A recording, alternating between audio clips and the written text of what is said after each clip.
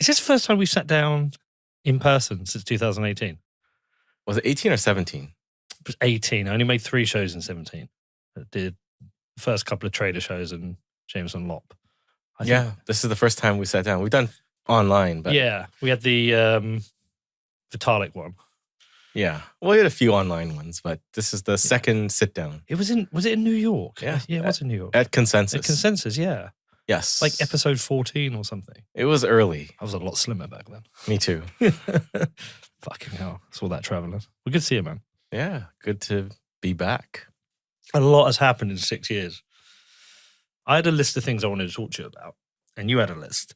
And there's one thing I didn't put on it, but it relates to a question I've been asking for about a year consistently about UTXOs. Can you be self-sovereign if you don't hold a UTXO? And if the answer is no, cool, let's just admit that.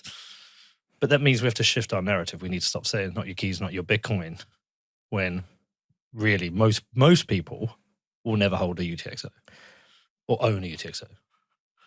It depends on what your definition of self-sovereign is. Yeah. Is your definition you have a main chain UTXO or you have a inviolatable claim to a UTXO, in which case, the definition could be yes, you can be self-sovereign without an actual UTXO.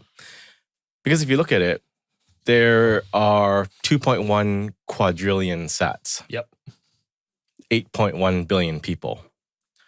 And this gives us an interesting number, 259,259. Is that what it is? 259,259 sats per person, assuming equal distribution of Bitcoin amongst everybody. Which BlackRock and Saylor are stopping. Well, I think we're past the point where we get that. But let's just say that's optimal. Fees range somewhere between 5,000 to 12,000 sats per transaction right now on average. When it's really busy out there, because of ordinals or whatever in the future, there's going to be new things. You can get up to about 25 to 50,000 if you're not optimizing your transactions.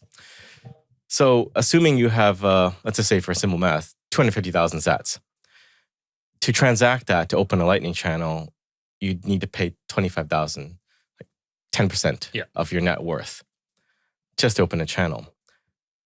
So the question is really, does it make sense to be completely self-sovereign with the definition of it being that you have a UTXO on the main chain? Maybe not. It's not economically practical at that point. But there are other things we can do. We can have a UTXO on Liquid or a sidechain that you fully control. Or you can have what people are talking about now, a VUTXO, a virtual UTXO. But both of these things are still claims in some way, which have some element of trust to it.